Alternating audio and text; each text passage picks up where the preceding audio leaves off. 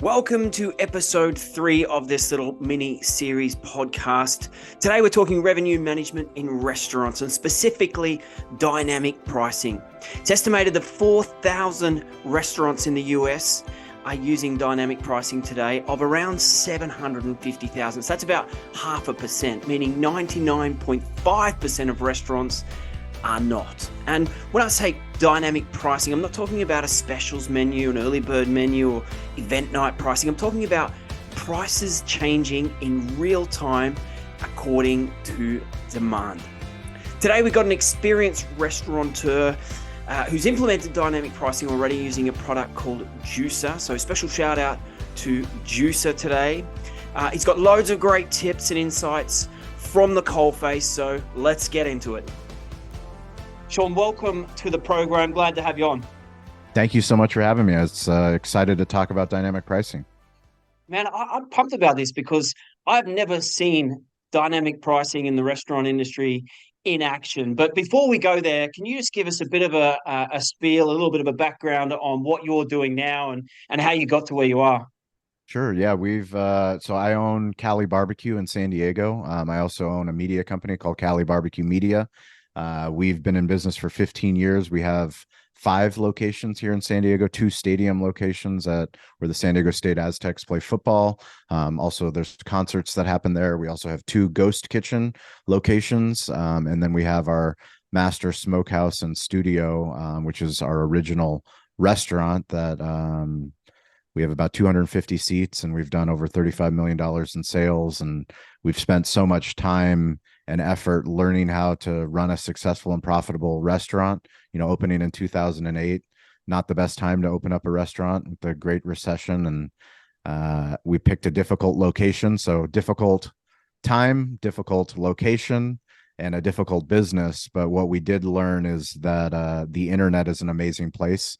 Web 2.0, the iPhone came out in 2007. We opened up our business in 2008, and we learned a lot of things about the internet, leveraging technology, learning how to tell our story to get us to the point where, now we have a media company. We work with the top hospitality brands and top technology brands, and we help tell better stories on the internet. And that's how we get to come on cool shows like this and meet people from all over the globe that are, innovating, using technology, using storytelling to build exciting businesses.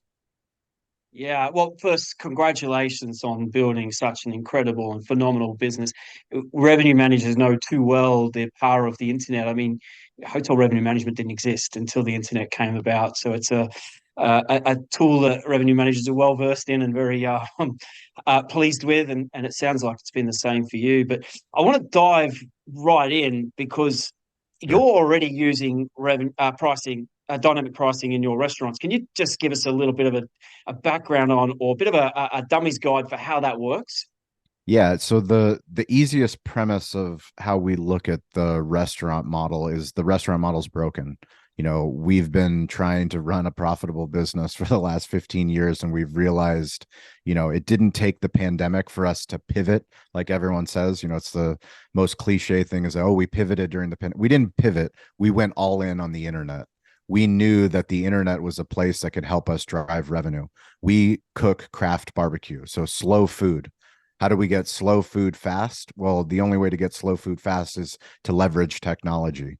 And in order for us to leverage technology, we had an outdated point of sale system. We were on Aloha, so a legacy point of sale system, and we went to a cloud system. We went to Toast. And by switching to Toast, we knew that we could fix the commerce side of our business. If I can sell more barbecue to more people, then I will build a better business. And by selling more barbecue to more people and to make it as easy as possible, we think of how do we build the Amazon Prime of barbecue in San Diego?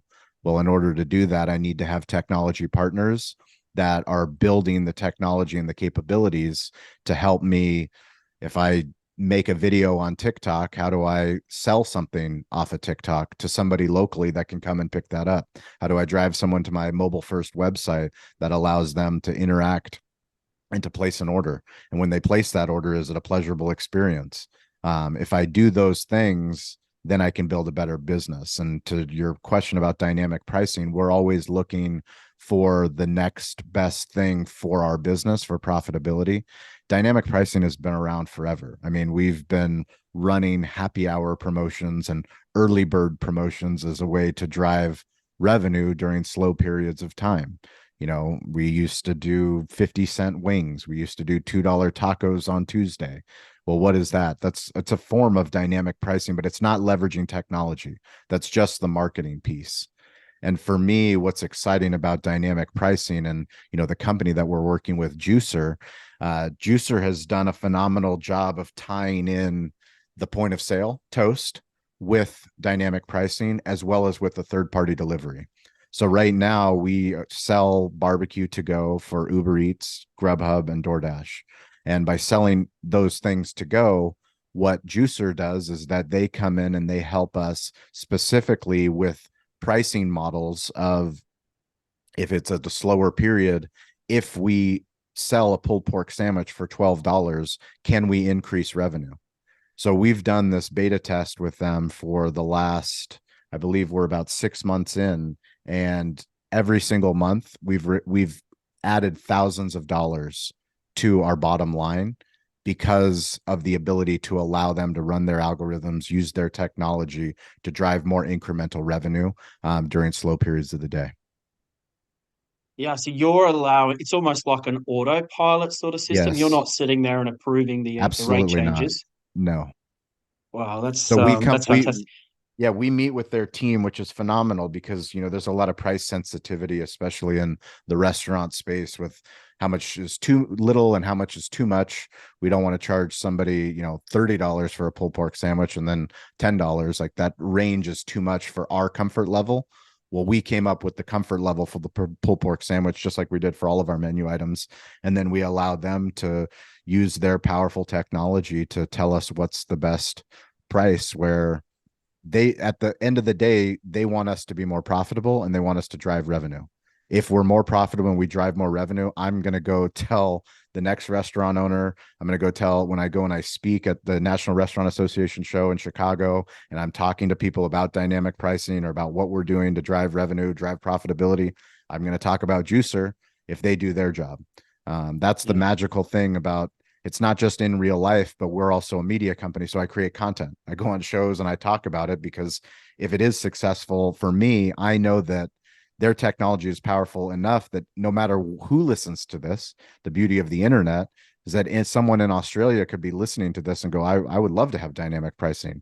You know, I have 5 bars and breweries and restaurants, and, you know, what if we could drive revenue, incremental revenue, and that ultimately ends up at tens of thousands, hundreds of thousands. The bigger the chain, like, we're talking about millions of dollars that you can drive in revenue.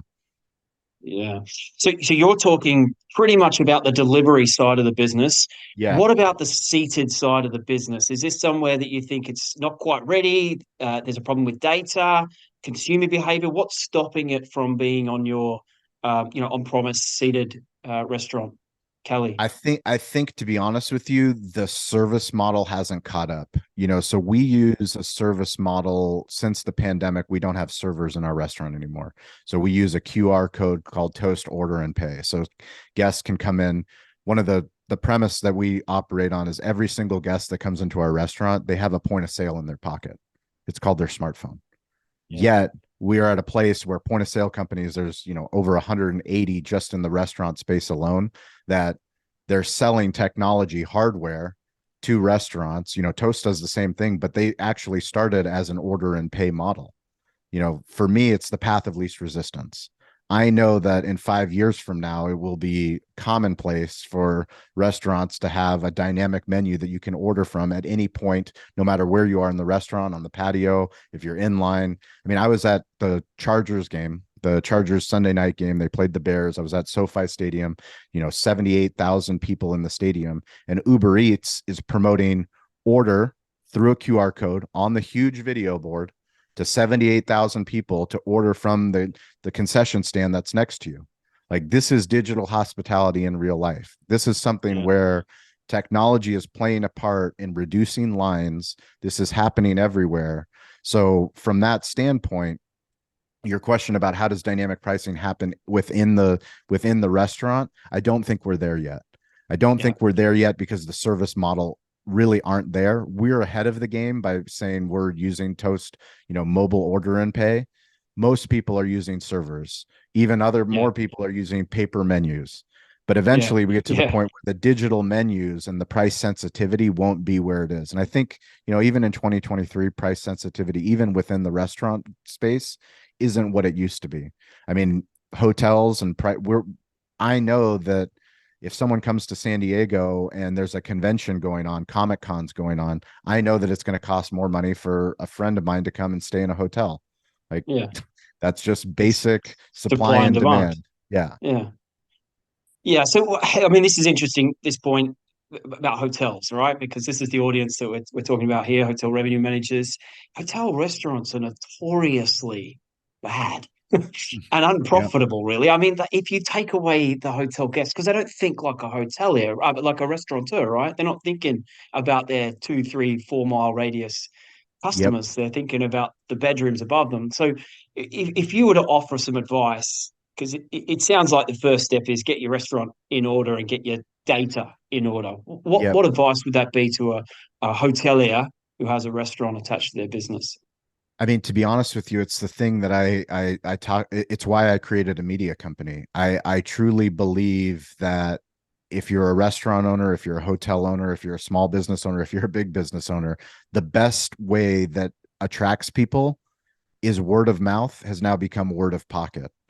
So the Yeah, content that's a that's good point. happening, the stories that are happening in your restaurant, in your hotel, those stories need to be told. And the problem is the bigger the organization, like I have, people that I work with that have huge restaurant groups. I mean, I'm talking like hundreds, thousands of units, and digital marketing, social media marketing has become complicated. My advice to anyone that owns a restaurant within a hotel space or owns a hotel is, are you using an agency to do your marketing? Because if you're using an agency, the chances that are that they're putting bad content on the internet, content that doesn't resonate. The content that does resonate is the actual recipes that are getting made right now in your hotel. Somebody's Yeah, taking their love and their craft and they've put a menu item together. The chef or the bartender's making a cocktail. That needs to be taken with a video, your smartphone, somebody from the staff that's down there taking a video and putting that on TikTok, putting that on yeah, Instagram. Like those are the stories that people that will resonate not just with somebody that's flying in yeah, to the city to go, okay, I want to go there, but I mean it's become such a powerful search tool. yeah, yeah. And I think there's almost a fear of that in amongst big companies because they're like, well, if we give our bar staff, well, they don't need to give them anything. Everyone's got a mobile phone in their pocket. If we open the door or give them the keys to the social media page, what are they going to post? Yeah. And there's It, almost a fear there, I guess. Is that something you see commonly? I see it all the time. It's the biggest fear with social media is the biggest fear that prevents companies from winning. So what we teach is to be the show, not the commercial. The Yeah, problem with social media is that great advice. when people think about making content for Instagram or TikTok or YouTube, they think about, well, I want my hotel to look sexy. I want it to look professional. I want a high production value. Well, high production value costs tens of thousands of dollars, hundreds of thousands of dollars to make one video. Well, Yeah, what happens when you make that one video? That's it. yeah, The internet needs another video this afternoon. They need one this yeah, evening. The internet needs one tomorrow. And the yeah, only way to do that is to remove this commercialization of content. It's to be yeah, real. It's to put on a show. Tell me a story about what's happening in your hotel. Like you already have 365 days out of the year where you already have events that are happening locally, that are happening within your hotel. Share those stories. Use the phone, yeah, use the technology that we have, but like it has to be from the top. Leadership, if you're a chief revenue officer, you need to go and talk to the key executives and say, hey, chief marketing officer, that's the problem. One of the biggest problems that I see is that the marketing team doesn't talk to the sales team. yeah, Like yeah. the That's common in sales hotels as well. and the sales team, they know what are the frequently asked questions. They know how do they close a sale. Those key points need to be made into content with marketing. But marketing's too busy making a commercial. that nobody wants to see and that everyone skips. I share this story all the time. I have a 6-year-old boy and a 4-year-old daughter. And when they were young, even younger, when they first started watching YouTube Kids, the first button that they've ever learned how to hit was skip, because they don't want their content interrupted. Yeah. Children don't want their content. They don't want their stories interrupted. Yeah, Adults, and that's the generation coming through. Oh, that's what it is. We're adults and we don't want to watch a commercial. Yeah. I don't want to be advertised to, but I'll listen to a story. Tell me a story about somebody that's entertain me or educate me. If you do that, now all of a sudden you're doing something that nobody else is doing. Yeah. And I guess that's trying to talk to a local market. That's whoever your market is, I guess. Like if there's a big Comic Con coming in, then it's the people who are coming to that event. How do they know who they're talking to and who to talk to on the internet? Because it's a big wide world out there. So the easiest thing is to lean into your truth. Who you are and what you do makes you unique. And that's the problem that most people have, is when they want to be a commercial. One of my friends, Troy Hooper, who does a lot of incredible content. He runs a successful restaurant group. Him and I create content on LinkedIn, but he said, be a magnet, not a billboard. Yeah. Okay. That's great. It's great advice. The problem with a billboard is that you're advertising to everybody. When you're advertising to everybody, or you're creating content for everybody, you're making content for no one. So it's like, find out who you actually want to attract. Do you want to attract a business executive that's a single male that's a traveler?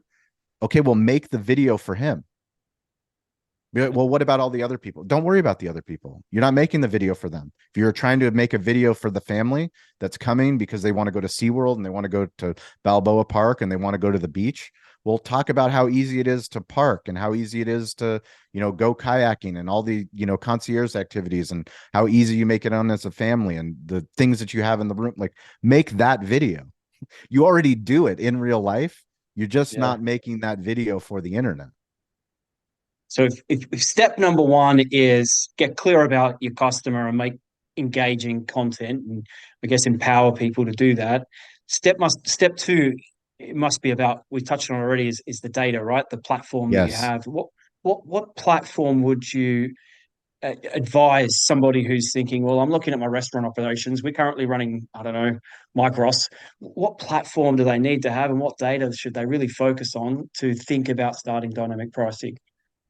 So to start dynamic pricing, you have to have a cloud-based point of sale. Obviously we're biased. I'm a Toast customer. I sit on the Toast customer advisory board. I create content for Toast. I believe Toast eventually will become what Apple is to smartphones for restaurant technology. I mean, Toast is in hotels now. I believe they just closed a deal in the hotel space, which is huge. But if you don't have a primary technology partner, you don't have anything. You can't have a legacy point of sale partner, because you can't sell anything. You have to become an e-commerce company. Every business, especially brick and mortar businesses, have to figure out what e-commerce is. How do you sell something locally? How do you sell something online? How do you attract somebody that's on the other side of the globe? Yeah, because that's the backbone, and I guess the underpinning of everything that you do, right? The underpinning of everything that we do is just trying to find what's best in class. And when I'm building the tech stack for our restaurant, the first question that I ask a partner is, do you integrate with Toast? How deep is your integration with Toast? Because it has to be best in class. We have 7 shifts that we use for scheduling. We have Restaurant 365, which we use for our financial. We have Ovation. We have Marquee. We have all these platforms, but if they don't integrate with Toast, now the heartbeat of our restaurant, the pulse, the commerce side, it doesn't work. Yeah. I think a lot of hoteliers think about that with their property management system, but not so much with their point of sale system. Assuming now a hotel chain has a cloud platform and they're collecting data, what are the data points that Juice are really interested in and that drive their algorithm? It's a great question. I think guest counts, different guest counts during the day, figuring out when are people actually visiting, peak hours. It's pretty easy, knowing any restaurateur can tell you, if we're open for breakfast, we're open for lunch, and we're open for dinner. Well, when are we going to be slow? We're going to be Yeah. slow in the middle of the afternoon between, 1 and 4 p.m. And that's when we're going to cut people and, save on labor and optimize. But during those times, that doesn't mean that people aren't ordering. And how do the thing that's fascinating for me from dynamic pricing is how do I get the data from Juicer that allows me to add the marketing component? Like, I want to incentivize the customer to know, hey, we have a holiday coming up. If you Yeah. order ahead of time, you're going to get this deal. But if you wait, it's going to go up. Right. Yeah. Like, how do I fluctuate, but also so that I'm rewarding the customer and not penalizing them? Because I think the Yeah. fear that people have with dynamic pricing is the regular customer. So if I have a Yeah. regular customer that comes in every Tuesday for lunch and buys a pulled pork sandwich for $15 in store, well, what happens when the next Tuesday he comes, and because there is high demand for whatever reason, because Comic Con is in San Diego, all of a sudden it's a $20 pulled pork sandwich. He's not going to be very happy with me. Yeah. But if I communicate with him, hey, Comic Con's coming. If you come in at 11, I'll actually get you the pulled pork sandwich for 10 instead of Yeah. 15 and 20. Like, now I'm on his side. Yeah. Now I'm Yeah. rewarding him for his loyalty. And does that exist? That's a really great argument, by the way, or a great example. Does that technology exist to be able to go out and say, "Hey, listen, we can see that there's a period coming up. Well, what's Is there an exciting is integrated that, product?" yeah, that's what Juicer's building. Yeah. And that's the cool thing for anybody that's listening to this, is that we're at a place where it doesn't matter if it's a company like Juicer or a company like Toast. The best technology companies have humans that work on their teams that need feedback from real operators. And the Yeah. more feedback that you give them, the more alpha tests and beta tests that you do, the more that you'll get into a position of actually building the technology that you need in your hotel or your restaurant, because Yeah. I they mean, respond to feedback and they have teams, really smart people building the technology, because they know that, hey, Sean, I'm fixing your problem for your barbecue restaurant, but we're also going to send this out to all of the small SMB restaurants. yeah. I mean, it should be something that's replicatable across other cities, other states, other countries, even. So Yep. it makes sense. I mean, the conversation that you said before about your regular. I mean, that's not a new for us in the hotel industry. I love your analogy and your answer to that, but we haven't nailed that ourselves yet, Yeah. and that's not a new question. And I remember having those conversations back in the early 2000s about dynamic pricing, and we still haven't nailed that low demand. Hey, here's an opportunity, come and book here. Not in an That's automated fashion. So that's I cool what mean, you're to be talking about honest there. with you, I think the problem that all industries have is our CRM. Is like Yeah, true hospitality is understanding our customer, and how deeply do we understand them across all of these different digital channels. Because if I book in person, then I'm booking through the website. But if I book through TripAdvisor, but then if my wife books, like, we're still the same people, yet all of this information is fragmented. And I walk up to the hotel, and what does the hotel know about me? You yeah. know, do they know my preferences? Because if you know my preferences, you can take care of me in a much better fashion, right? Most of the time, not. Most of the time, not. So, so you've got the staff side. I mean, sorry, the customer dynamic, and have you ever had someone come and say, "Hey, I paid 10 quid for No, uh, no, you know, I haven't had it." That's interesting. no. That's interesting Yeah. And because I that's mean, the first instinct. what's interesting for me is, having been a restaurant owner for, the last 15 years and going through, pricing changes back in 2008, 2009, where we were terrified to change. And like, we would do the pricing game where it would be 99 cents or it would be 95 cents for, the hamburger. And it's 8.95. And like, it's like, now we're getting close to the $10 mark. Like, if you get close to Yeah, the $10 mark, how much is our sales going to go down? But it's a price ceiling. sense yeah, but price sensitivity to where we were in 2008 versus 2023 and the digital menus where people are ordering online, I just don't think that people are as conscious with, this dynamic of pricing, which is Yeah, why I think the marketing piece is so valuable, and the loyalty piece. If I can take Yeah. care of people and give them information to communicate and push to them that they can get a better deal, well, I want to do that. And then I want to market that so that I bring people into this ecosystem of like, this is, I take care of the VIPs because they get the best pricing, or at least they know when to get the best pricing. Right. Yeah. Yeah. So for this to go into a traditional restaurant setting where it is the server, as you said before, you know, what needs to happen? Is it just the digitalization side of things? Is there a cultural shift to happen? What do you think are the big barriers and the things that are most likely to be overcome the quickest? I mean, to be honest with you, I think the most important thing is the data, right? You know, Yeah, the by understanding the data and figuring out, is this, are we more profitable? Are we driving more revenue? And what's the feedback? Because if the yeah, feedback is negative and it's highly negative, then obviously that's something that we're not going to want to do in the hospitality space. yeah, But yeah, if it's not negative, if it's neutral, or if it's, if it's positive, back to rewarding people and getting them a better price, uh, then I think it's really interesting. I think yeah, it's really interesting, and I think we're early. It's crazy to think in 2023 that we're early, but companies like Juicer, even Toast for that matter. Toast is only in 93,000 restaurants in the United States. They just expanded to Canada and to UK and to Scotland, but 93,000 is not a lot of restaurants. Yet, yeah, yeah. On they this have, size of the pool. yeah, exactly. Yeah, So when we look back and we go, well, wow, now Toast is in 500,000 restaurants all over the world, or 1 million restaurants, and Juicer serves this many, we'll have a much better idea of everyone. We don't get into this business to go out of business. The number one rule of business is to stay in business and to build a business that's exciting, that's sustainable, that's profitable, that gets us yeah, excited to wake up every single day.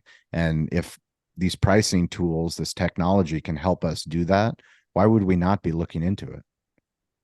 yeah. Absolutely. Look, I've never fully, coming from a revenue management background where dynamic pricing is our staple. I've kind of always wondered, how is it that I can go to a restaurant on a Saturday night when there's a lineup out the door, you can't even get in, and the steak's the same price as it is on Tuesday night? Yeah, Sometimes I'll have an early bird special. So I think the consumer behavior's changing and understanding of that, and it's really cool to speak to someone who's at the coalface and pushing the boundaries and doing it. So I really appreciate you sharing your wisdom absolutely. and knowledge on this. It's been really helpful. If someone wants to get in touch, how can they reach out?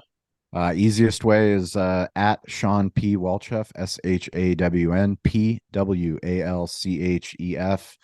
That's on Instagram. That's on LinkedIn.